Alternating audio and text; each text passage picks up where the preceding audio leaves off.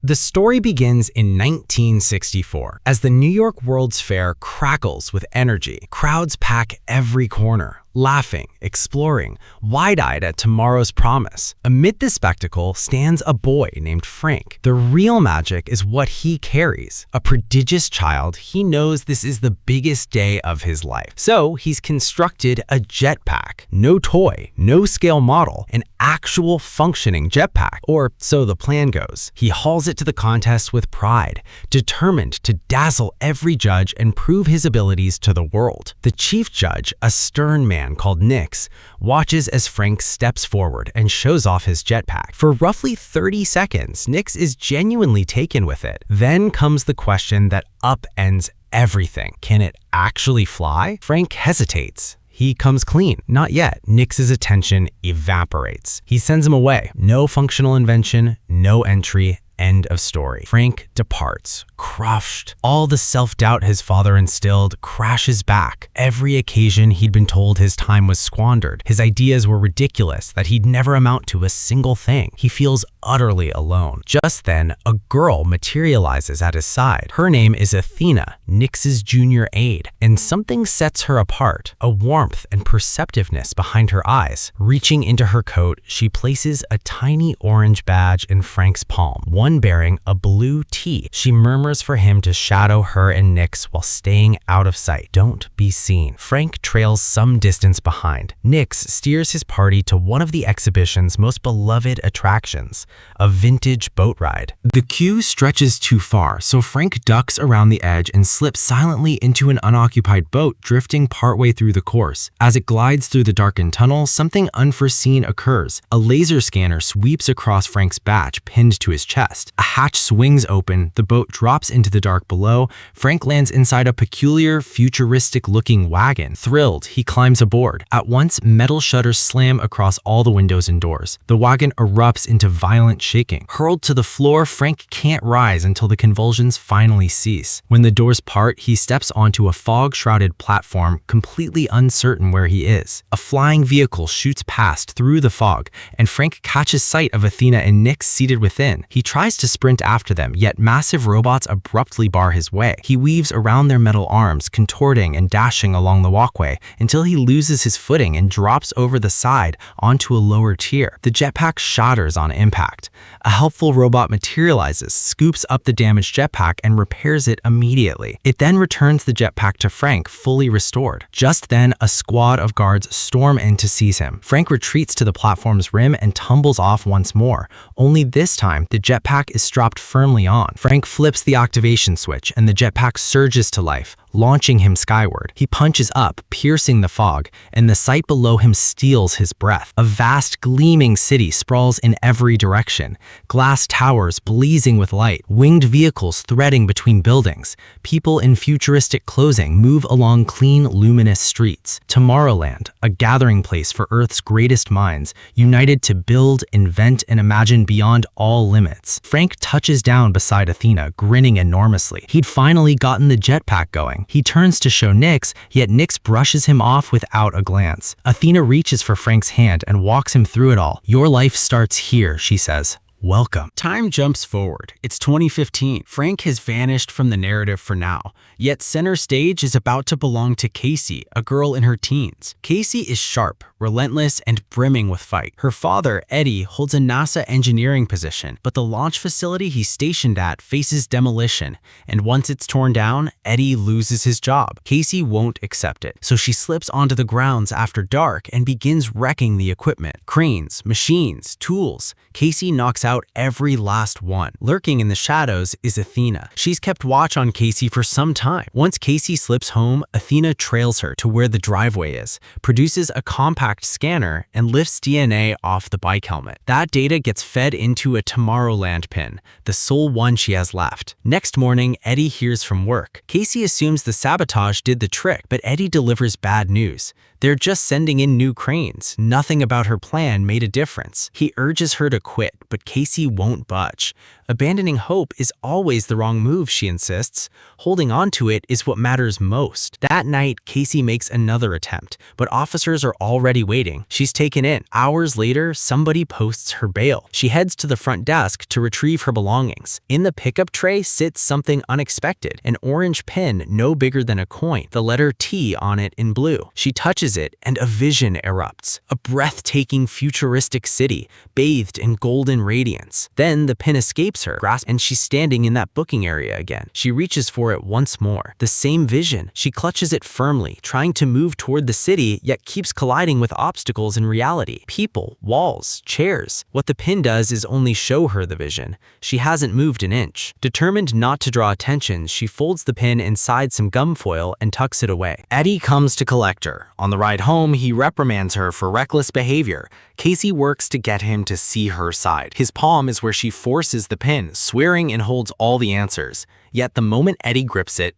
absolutely nothing takes place. Not a vision, not a city, nothing at all. Casey snatches it back and the vision surges back at once. The pin responds only to her. She stores that knowledge away. Back at the house that night, Eddie leaves the pin beside his bed. Once he drifts off, Casey slips in and retrieves it. Contact with the pin reawakens the vision. She attempts to navigate Tomorrowland inside her house, only to slam into walls, tumble down the staircase, and produce enough noise to rouse her father. Casey stays out of sight until the commotion settles. She then carries the pin outdoors to a wide field with plenty of room. Gripping it again, she finds herself genuinely present. She crosses through Tomorrowland fully, boarding a train that pulls her farther into the glittering city. The pin has a small countdown ticking steadily away. A cluster of important-looking scientists boards a different sort of wagon, and she moves to pursue them. Right then, water begins surging up all around her. The countdown is nearly exhausted. Casey struggles on, determined not to leave.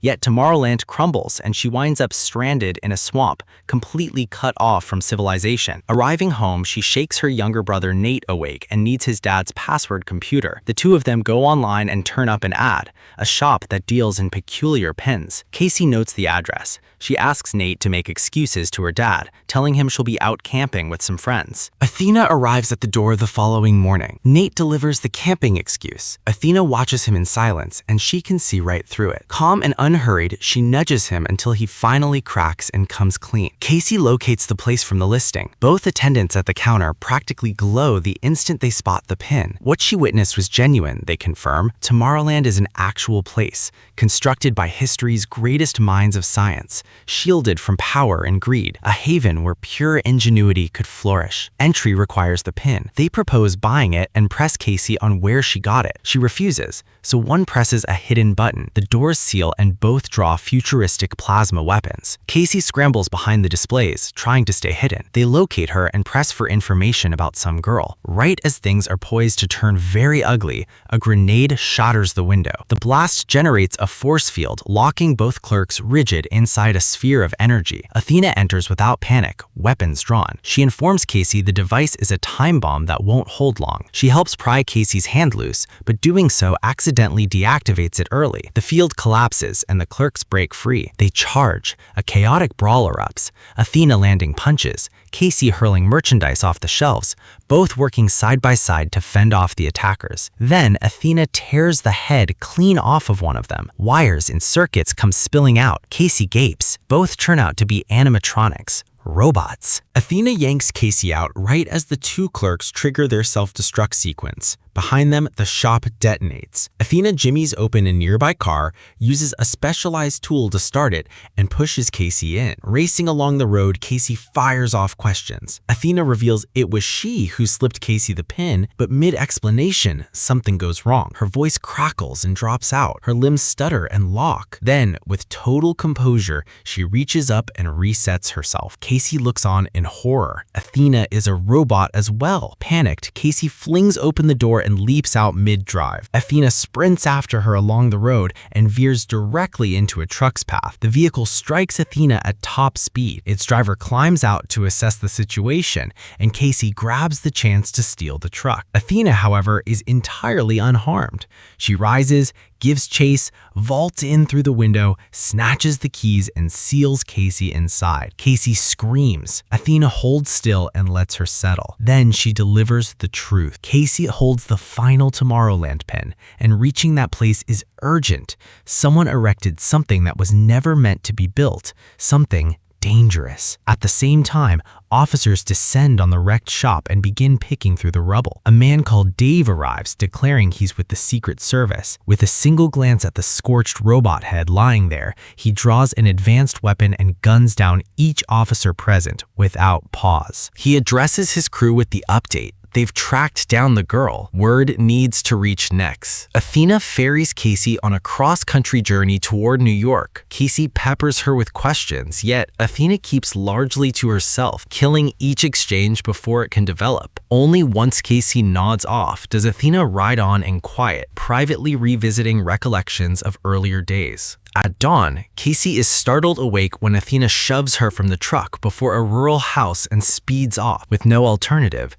Casey approaches on foot. A large dog comes tearing at her instantly, growling and snapping. She stumbles, landing face first and caked in dirt. She soon spots that the dog hasn't left any prints. She passes her hand clean through it. A hologram, that's all it is. She rises, dusts herself off, and heads toward the entryway. She holds her pin up toward the lens and requests passage to Tomorrowland. A sharp burst of air flings her backward. A door opens and out steps a weathered man of some age. This is Frank, fully grown now, closed off and worn down. He wants Athena's whereabouts. Then he retreats inside and bolts it shut. Casey refuses to leave. She settles in the downpour and waits it out. Eventually, she rises and scans for entry. A beat-up plow truck sits nearby. She lights it ablaze. Frank bolts out to tackle the fire. While his attention is elsewhere, Casey darts in and bolts the door after her. When Frank attempts to re-enter, she redirects his own air blast device at him, driving him back. She begins moving through the house, which brims with extraordinary inventions. Peculiar machinery, schematics, and technology leagues beyond its era fill the rooms. One device plays back an aged recording, young Frank working to coax a laugh from Athena, Athena urging him to quit. There's something quietly devastating in that. Elsewhere, dozens of monitors stream live news from across the globe. Centered among it all, a timer steadily ticking towards zero. A concealed door beneath the staircase swings open and Frank sneaks back in. He moves to eject Casey, but she implores him to simply explain what's going on and give her some answers. He obliges. Frank was expelled from Tomorrowland for constructing the device linked to that countdown. Those monitors track how probable the world's destruction has become. He poses a question to Casey. Would she care to learn the precise date she'd die? She answers yes, though then raises something crucial. There's a gap between knowing a thing and embracing it. Treating destruction as foregone might hasten it. She thinks people need the power to shape their own fate. The instant she finishes, the figure on the display dips slightly. Frank fixes his gaze on it. He's stunned. Their exchange is suddenly interrupted. Dave and his robotic crew have located the house. Frank triggers every defensive measure available. Metal shutters slam down. Electric wall traps discharge. Concealed trapdoors give way beneath the robots, sending them stumbling. The first one gets fried. Two others plunge below. Frank grapples with another one-on-one, while Casey seizes a peculiar wormhole device and forces that machine into it. They push upstairs, dismantling enemy after enemy with Frank's remarkable trap network until Dave closes in and levels a gun at Frank. Casey grabs a club and bludgeons Dave until he collapses. Frank takes Casey and hauls her to the bathroom, where they clamber into the bathtub. Frank throws a lever, sealing it into a launch capsule. A final robot lunges right as it blasts upward, punching through the ceiling, arcing overhead, then crashing into a lake close by. They wade ashore, slip among the trees, and uncover Frank's stashed motorbike. The engine won't catch, yet before any backup plan forms, a light pierces the darkness. It's Athena, rolling up in her vehicle to fetch them. All three get moving. Frank and Athena erupt into a quarrel right away. It surfaces that every Tomorrowland pin was slated for destruction years prior, yet Athena quietly held on to a dozen in a box and carried on recruiting with them. Frank is livid. He has no interest in seeing more young people pulled into this. He faces Casey and reveals what he knows about Athena. She doesn't genuinely go quiet when someone piles on question after question. She simply tunes you out, All that tenderness, all those displayed feelings, Frank is convinced she puts on the whole act to pull people close, then walks away. Athena offers no response, yet her face betrays something wounded. They pull into a regional train station where Frank has covertly built a relay network tied to his property. A teleportation pod sits waiting inside. They gear up, step inside, and power on the device. When they emerge, the peak of the Eiffel Tower is where they find themselves. Frank narrates the details as the group moves. Gustav Eiffel, Jules Verne, Nikola Tesla, and Thomas Edison were Tomorrowland's original founders. The Eiffel Tower was their giant antenna, engineered to open a corridor into the other world. Rumors of a concealed entrance inside the tower have circulated for years. Frank hunts around until he locates it and switches it on. The Eiffel Tower cracks apart down its center, exposing a rocket tucked within its frame. The three scramble inside as waves of robots flood in behind them. The rocket fires.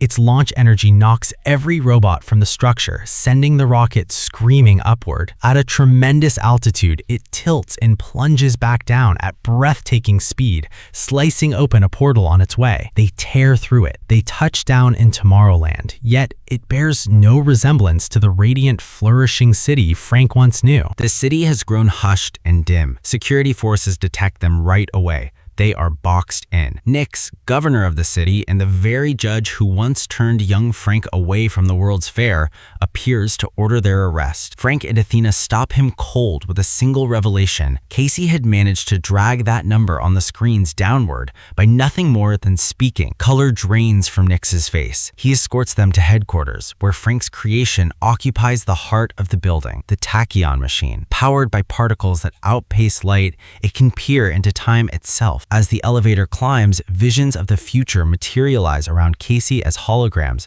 brief shimmering glimpses of what hasn't come to pass. Frank guides her through operating it once they're inside. She hurtles back through history, then sweeps ahead until the answer comes. 58 days from now, the world ends. Casey demands an explanation. Why hasn't anyone on Earth been alerted? Nix responds without warmth. Earth means nothing to him. That world is doomed, yet Tomorrowland will endure, and he refuses to let Earth's population flood in and wreck this place as they wrecked their own. Casey won't accept that reasoning. Her pushback stutters the screen for an instant. An alternate future, an improved one, flashes across it. Frank pounces, arguing this confirms another outcome exists. Nix drops them all. Frank regains consciousness to find Athena beside him. Deportation awaits, a portal back to Earth, permanent exile from Tomorrowland. Casey stirs, seething. She lashes out at both of them, calling out their deception and the fruitless journey they dragged her through. Mid-tirade, she goes silent. Something falls into place. Frank had been siphoning the tachyon machine's output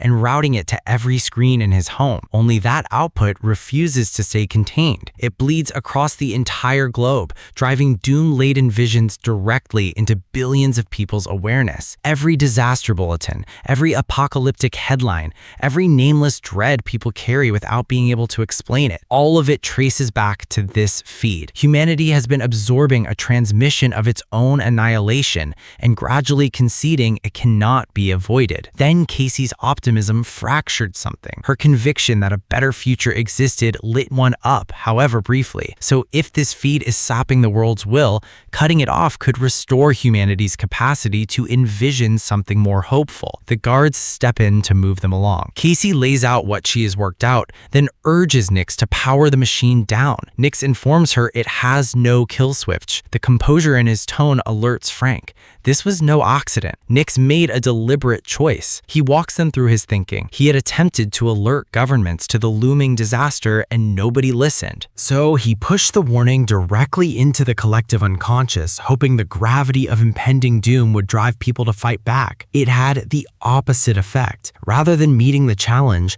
people took annihilation for granted and surrendered. To his mind, this indicts humanity, not the machine. Frank acts as though he concurs. He extends his hand, and during the handshake, covertly grazes Nix's bracelet, reactivating the machine platform. Chaos erupts instantly. Athena and Casey floor the guards. Frank and Nix grapple over the bracelet while two robots charge at the women. Frank had stashed an explosive inside Athena's body well in advance.